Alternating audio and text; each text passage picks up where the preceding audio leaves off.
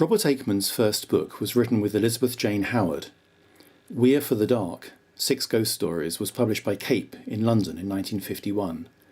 They each wrote 3 stories, although at the time it was not identified who had written which. Elizabeth Jane Howard certainly wrote the best, 3 Miles Up, and she must be at least half responsible for creating the Aickman-esque story. Aickman would have disliked the idea, just as he would have hated the suggestion that L.T.C. Rolt's DNA is in the book too. Characteristic of his ghost stories, there are so many different forms of transport alluded to. This copy was inscribed to me by Howard when I interviewed her, back in 2011. 3 Miles Up was reprinted in Argosy magazine in 1953, again credited to both authors.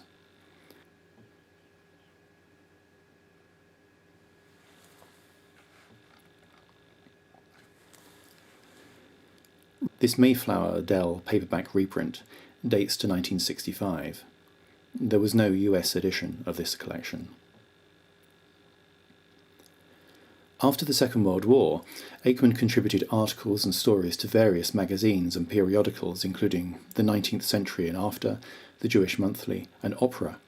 He also contributed to occasional books, including his Postscript to Harry Price in Mystery, an anthology of the mysterious in fact and fiction, published by the Halton Press in 1952. Aickman was interested in and actively researching real hauntings, but most of his time and effort was taken up by the Inland Waterways Association that he had founded with L.T.C. Rolt, and Aickman's second book was The Story of Our Inland Waterways, published by Pitman in 1955. This is the first edition.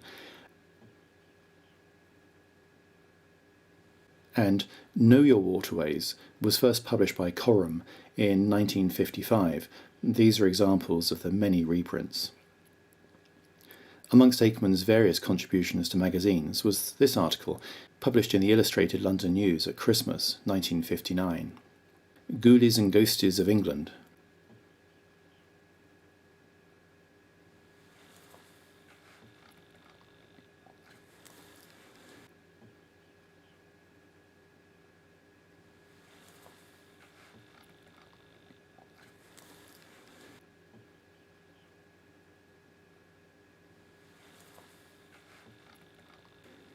Robert Aickman's next book was his first novel, The Late Breakfasters, published by Glanx in 1964. This copy was signed by Aickman for Peter Rowland of the London Opera Society. There have been about 2 or 3 reprints. Aickman suggested that under the frivolity, if you can find frivolity, the book said a great deal about him. There was no US edition until a very recent Valancourt reprint. Dark Entries, published by Collins in London in 1964, is Aickman's second collection of short stories, published more than 10 years after the first. This first edition was a gift from a customer, Paul Barnes. It was published in November 1964. It contains The Waiting Room, one of his most conventional stories and therefore often anthologized. It also contains Ringing the Changes, possibly his other most anthologized and popular story, popular not least amongst those who don't particularly care for Aickman. It reprints The View from We're for the Dark, which Aickman was obviously quite proud of, but starts off with A School Friend, which is wonderfully Aickman-esque, quite odd and wrong, with the surreal logic of a nightmare. This is a good copy of The Second Impression, published a month later in December 1964, which suggests good sales. This copy was bought from the author Peter Bell. Book dealer and editor Richard Dolby told him that he'd never seen a second impression before and thought it was more rare than the first printing, which is probably so, but the first is more desirable. It was also printed in 1964 in a paperback with great period artwork referencing Hieronymus Bosch.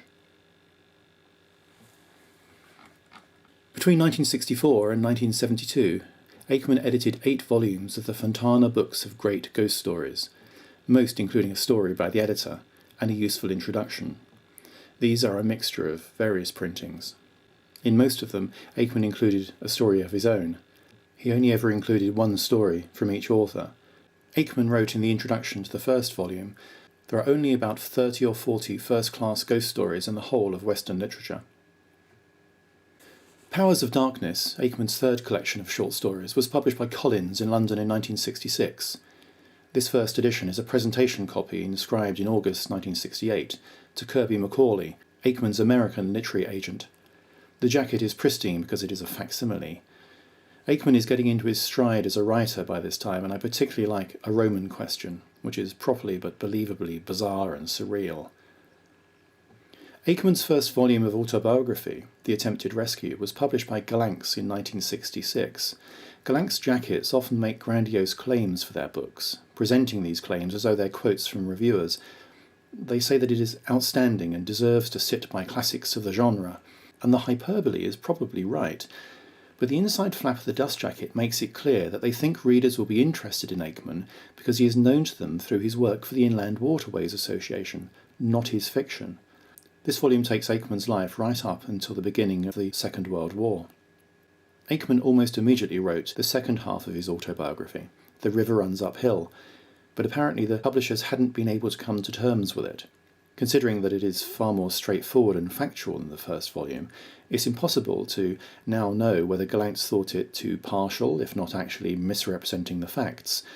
Possibly the Attempted Rescue just hadn't sold well enough to justify a sequel.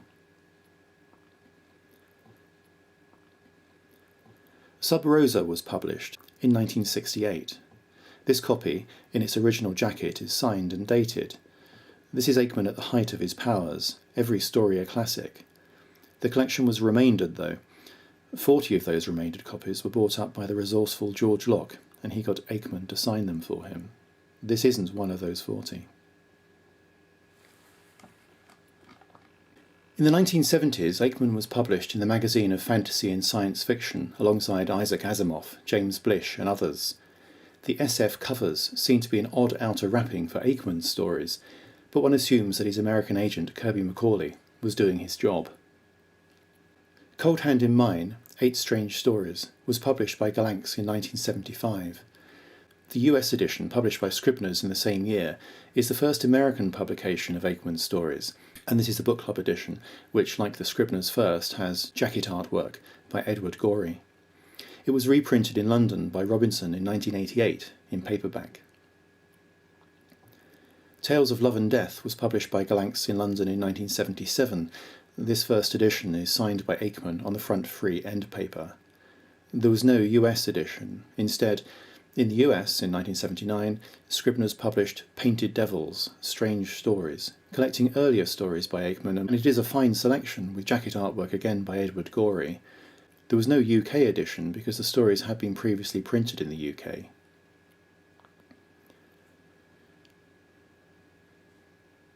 Intrusions was published by Galanx in London in 1980, but there was no US edition. Night Voices, Strange Stories, Galanx again in 1985, is a posthumous collection. This is the proof copy. And here is the first edition. Again, there was no US edition.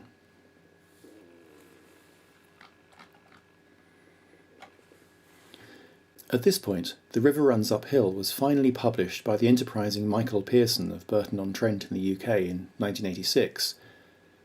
The publisher-editor prefaces the book with a note of caution. He says that nothing in Aickman's world is ever quite as it seems, especially the so-called real world. He basically suggests that you can't trust a word that Aickman writes. The Model, a novella, was published by Arbor House, an imprint of Morrow in New York in 1987. It is something of an oddity. It's entertaining, but not what many Aickman fans would have expected.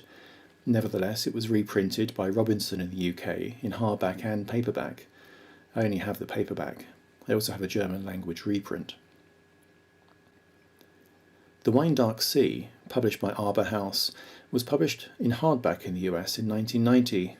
It is again another good selection of Aickman's stories not previously available in the US. And this is a proof copy of the British Mandarin Press edition and the Mandarin Press paperback, all published in the same year. It was followed by The Unsettled Dust, again by Mandarin in London in 1990. There is a hardback edition as well. Again, it is another good selection of tales in an accessible edition, and it only causes a problem to collectors, as does The Wine Dark Sea and Painted Devils, because they necessarily overlap with the main 8 collections of stories. The musician David Tibet introduced myself and Rosalie Parker to Aickman in the later 1990s, and together we published the collected strange stories of Robert Aickman in 1999 in 2 volumes by Dirtro Press and Tartarus Press. With hindsight, we should have taken more time to publish the stories in their original individual volumes. There are a few issues, not least of which is the small size of the type and the amount of text crammed on each page. At the time, we were told that Old Earth Books were going to be publishing a cheaper single-volume edition, but that never appeared. We also reprinted The Attempted Rescue, now with a new introduction by Jeremy Dyson.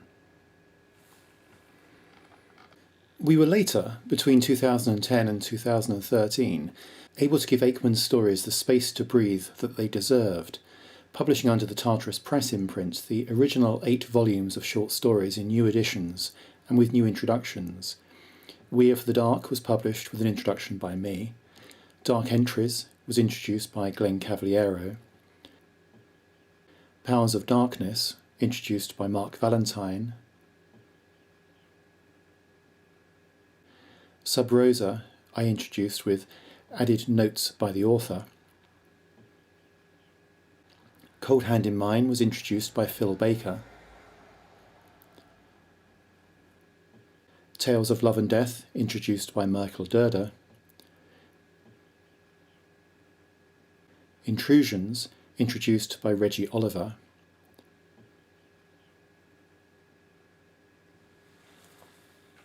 And to Night Voices, with its foreword by Barry Humphries and Robert remembered by Ramsey Campbell, we added the model. We again reprinted The Attempted Rescue with Jeremy Dyson's introduction,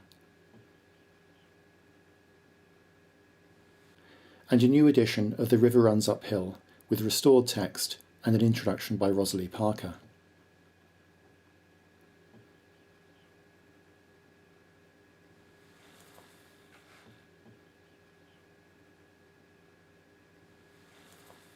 All had new cover artwork by Stephen J. Clark.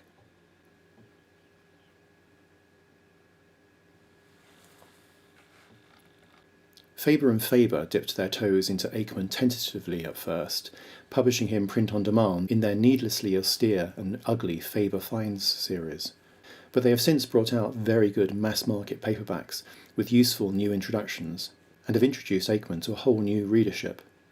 But having sensibly reprinted Dark Entries and Cold Hand in Mine, they also reprinted The Wine Dark Sea, an American selection that overlaps with other collections. It is a minor inconvenience to the tidy-minded collector, but it makes it awkward for Faber to reprint the other collections containing stories included in The Wine Dark Sea. In 2015, Tartarus Press published The Strangers, hitherto uncollected and unpublished fiction and articles by Aickman. We were given permission for a one-off edition for collectors and scholars on the understanding that the writing was of uneven quality, for all that it was fascinating.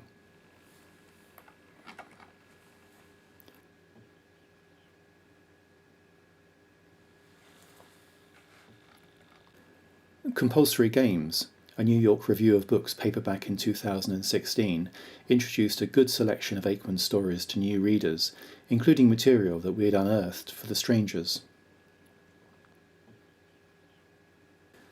Tartarus Press has since reissued the 8 volumes of short stories again, incorporating the best new fiction from The Strangers into the original volumes.